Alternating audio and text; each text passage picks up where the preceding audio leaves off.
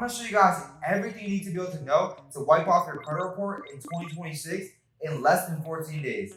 Yes, I said that correctly, in less than 14 days, and I'll make sure that you guys get all the updated strategies. Now, I really went back and forth as far as to figure out whether if I should drop the information. So let's go ahead and get into it right now. I really want to show you guys everything from collections, charge-offs, repossessions, whatever it is, it has to be removed off your credit report. And that's the actual law in the Fair Credit Reporting Act. All right, so step one is the most important step, because we cannot change anything that we can't measure. To make sure that we go in and get our credit report. Now, when I say to go in and get your credit report, for the life of me, do not go to Credit Karma whatsoever. You really have to understand that Credit Karma is only going to show you Equifax and also TransUnion. It's never going to be able to show you all three credit bureaus.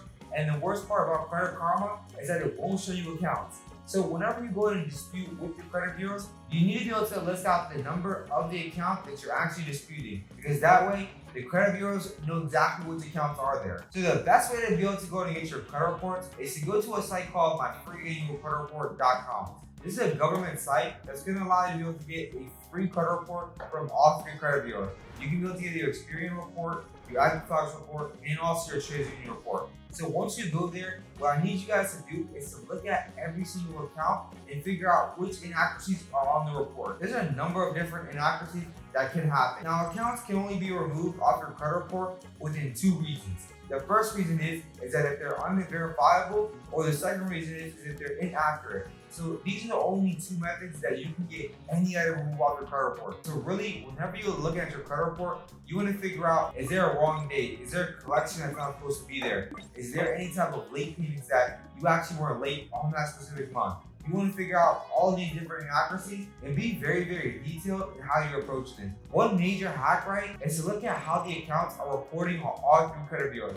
You want to be able to look at the account for Experian, you want to be able to look at the account for Equifax, and also TransUnion. So once you see how all these accounts are reported, one thing you're gonna notice is that they're not all gonna report the same. And this is actually one of the best strategies on how to get any item removed. It's called factual disputing. So whenever you go ahead and use factual disputing, you can be able to go ahead and dispute based off inaccuracy. So if you see it on your credit report, especially on Experian, if it's reporting on the first of the month for that same account, and Equifax is reporting on the 5th of the month, by that simple inaccuracy of 4 days, you can be able to get that account completely removed. So a lot of people, they're gonna tell you, oh man, like you cannot be able to remove these items on the credit report. You have to be able to go and actually wait for it to get removed. You have to wait 7, you have to wait 10 years for these items to get removed. But those type of people, forget them because they're literally haters. What they need to understand, the Fair Credit Reporting Act is gonna go ahead and protect you, because Congress passed these laws to protect consumers from being able to get taken advantage of, especially by creditors and debt collection companies. So by being able to understand the laws,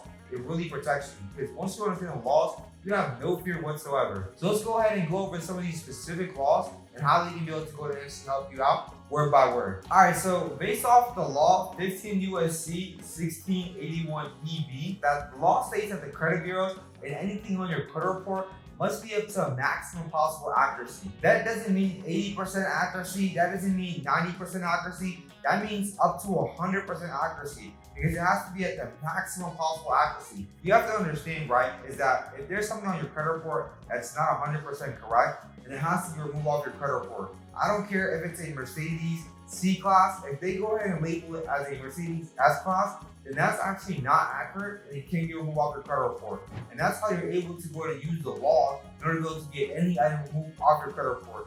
Now, the laws don't specifically state, oh, these can only work for a collection, these can work for a charge-off. It says that any account that's on your credit report has to get removed if it doesn't follow these laws. So the second law we're going to talk about is going to be 15 USC 1681 I-5. Now, this law states that if there's an investigation and they can't be able to go and actually verify it with 100% accuracy, and this item must get deleted off your credit report. This is not a should get deleted, this is a must get deleted. Because if the credit bureaus are not in violation, you can't be able to go and hire a consumer attorney to be able to go and sue them. Now, the next law we're going to be talking about is going to be 15 USC S2 A1. This is a law that any furnisher that is putting things on your credit report has the full responsibility to make sure that every single item is accurate. And if they think or believe that any item is not accurate, then you must not put it on your credit report at all. All right, so I just gave you guys the 3 laws that are going to protect you guys from ever being able to worry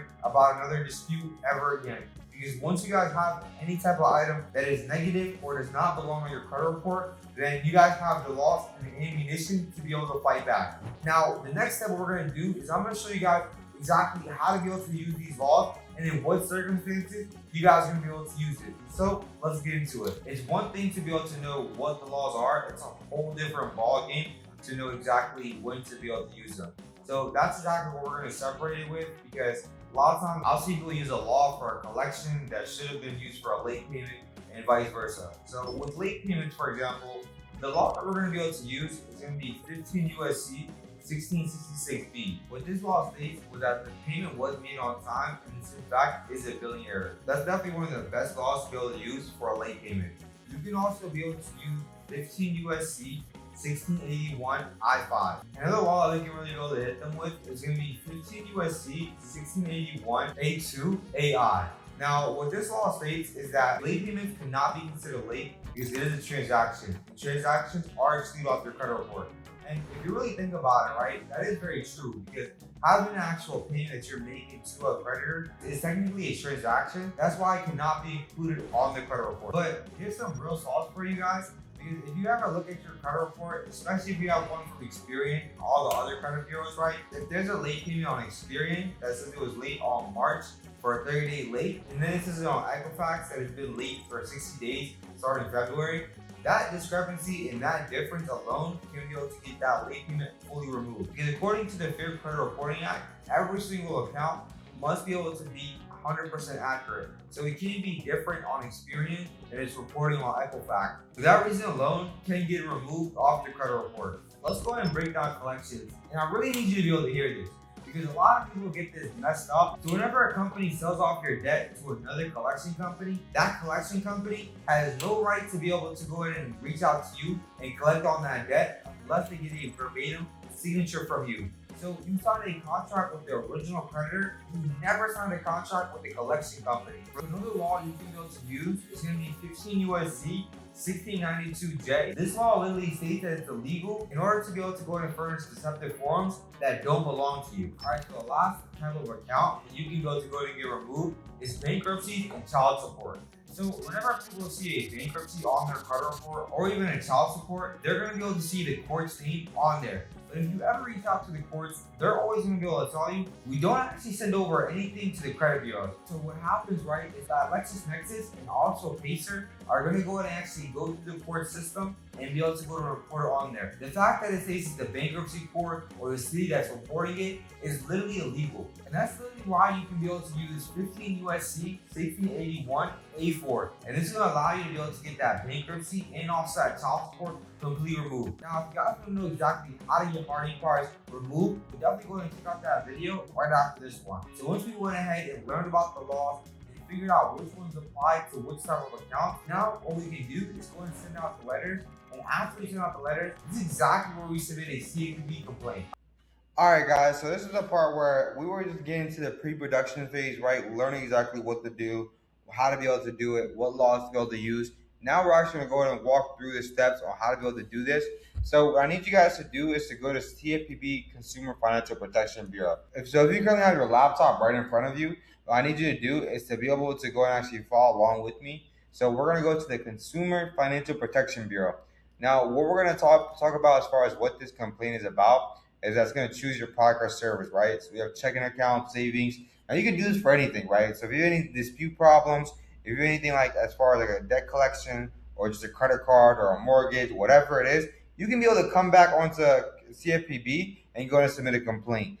And complaints are taken really heavy. But before we're going to be able to do, it's going to be simply just credit reporting. So we're going to go ahead and go to credit reporting. Now it's going to ask you what type of credit reporting product. Is it credit reporting or other personal consumer report? So you're going to do credit reporting. Boom. So for the issue, this is going to be one of the more important parts of the whole program. Because yes, at the end of the day, you can still keep on proceeding with submitting a complaint, but you really want to be able to categorize it correctly, starting right off the bat, right? So right here, most of the credit reporting complaints we get are about one of these topics, right? So it's either incorrect information, account and personal information is just not yours, or it's not mine. improper use of your credit report, and then also credit monitoring or identity protection services. So we're actually going to use a problem with the company's investigation into an existing problem because we already sent out the letters to the credit bureaus. We got them taken care of, right? And so we went ahead and sent out the letter to the credit bureaus. It's still on your credit report for some reason. So we really have a problem with the company's investigation into the existing problem. And the reason that we're going to go to choose right is that not the investigation took more than 30 days, which these are all completely valid reasons, right? But really what we want to pick is that their investigation did not fix any error on the credit report. And have you ever tried to fix this problem with the company? Yes. We're going to put yes. So we're going to put yes, request information, optional, did the company provide the information? I usually put no because you didn't get anything in the mail. So that's really where I put. And so boom, we're all good to go there. Now, this is the part where you're going to describe exactly what happened. And then the next part is the CFPB is going to ask you, what do you feel like would be a fair resolution to this issue? So if this issue is resolved, what would you want to happen? And so really what we're going to type right is that, of course, we want to include the dates, we want to include the amounts, and you don't want to go to include personal information because as you'll see later in this video, we're going to do that at the end of the complaint. So what I need you guys to do right is to go ahead and actually copy this word by word. So if you have a computer, you're following along, be able to go ahead and actually just copy this and then copy this word by word, type it into your screen, do whatever you got to do, right? Screenshot the video if you need to, and so boom. So what we're gonna put right here is that I constantly check my credit report and I noticed that the errors are false and misleading, right? Right there, we're gonna put the errors are ARE, right? Are false and misleading information for individual accounts that did not meet the credit reporting standard of being 100% accurate.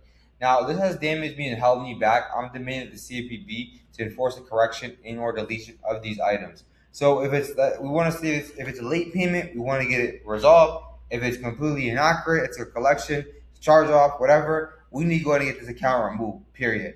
That's like one of the main things, right? And so I constantly check my credit report. Now, then what we're going to go ahead and add, right, is we're going to add the legal foundation. So I'm going to put this right here. In accordance with the Fair Credit Reporting Act, the list of accounts have been violated and my federal protected consumer rights to privacy and confidentiality, according to the 15 U.S.C. 1681 EB, that are required to be able to be followed reasonable procedures and ensure maximum possible accuracy. So according to 15 U.S.C. 1681 I-5, if information is found to be inaccurate, incomplete, or cannot be verified, they shall promptly delete that item. It has to go. It has to be removed, right? And so according to 15 U.S.C. 1681 S2A1, a person should not furnish any information that they know or have reasonable cause to believe is inaccurate. So now in the Fair Credit Reporting Box Act, what we're going to do is we're going to go ahead and write, I demand for this item on this complaint to be reinvestigated with complete accuracy and deleted as it does not meet the standards. So boom, I want to set this in right here. Perfect. So right here, this is like very, very questionable. People are going to tell you to go and select and follow and attach the item. I actually don't because I want the company to do the investigation, right? So really what this CFPB complaint is going to do is going to launch a reinvestigation of this company right here, right? So they're going to be able to go ahead and have the company reach out to them and then be able to go and reinvestigate. So I don't want to go and include any information. I don't want to do any of that. I'll let the company, because you have to understand, especially with credit, the burden of proof is always going to lie on the creditor. So the creditor has to actually go ahead and prove that you had a collection. They have to prove that the date was late. They have to prove that all these items have been on your credit report and they're 100% accurate. So let's go ahead and make them do their job because that's what they have to prove. That's exactly why I don't attach any documents. Let's go to the next section. Here's one thing that we're going to go ahead and do, right? And so for this section, a lot of people, they'll go ahead and put all three credit bureaus, right?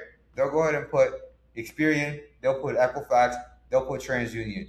You really don't want to do that because then whenever the CFPB sends it out, it's going to send it out to all three credit bureaus. And they're going to see a full copy of it. So they're going to be able to determine exactly which accounts were on Experian, which accounts were on Equifax, and they're going to be able to see that. So really what I do, right, is I just go one by one, and then I send it out for Experian CFPB, and then I go and send it out for Equifax, I send out for TransUnion. So I send out 3 individual different CFPB accounts. So let's do this right here. But how we're going to do it is going to be very, very important, right? So we have Experian, and I usually do Experian Information Services. Now I would click on all these boxes right here. Is that social security number, name as it appears in the credit report? I would click on all of them, right? So boom, that's the first one. So after we go and submit that one, then we're going to come back, do the same thing for Equifax, right?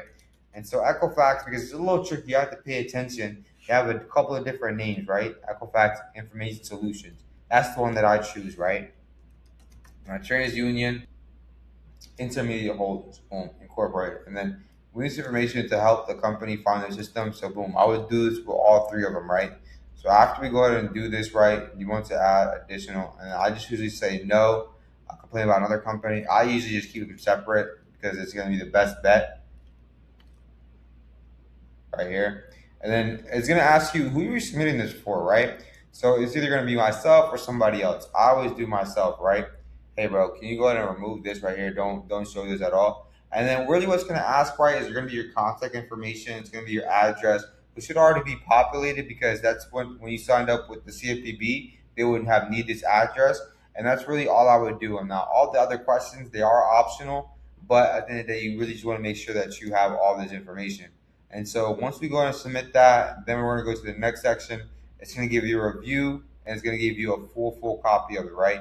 It's going to ask you to review your complaint, and then at the bottom of it, it's going to be like, hey, I authorize this, and the CFPB is true, and then boom, you submit your complaint, you're good to go. Wait about 14 days, they will have a resolution for you, and that's exactly how you submit a CFPB complaint. All right, so we went ahead and submitted the CFPB complaint. Here's really where it matters, right? Because after you submit it, the CFPB usually will take 14 days, and the company has 30 days in order to go to investigate the full report. So really what we have to do now is to make sure to follow up. The CFPB will still notify you, and if they don't notify you within 14 days, don't worry, they're still working on it. It just takes a little bit more time. So whenever you get those results, it's either going to be able to get removed off your credit report, or it's going to remain on your credit report. Either or, it's going to be more feedback to figure out exactly what to do next.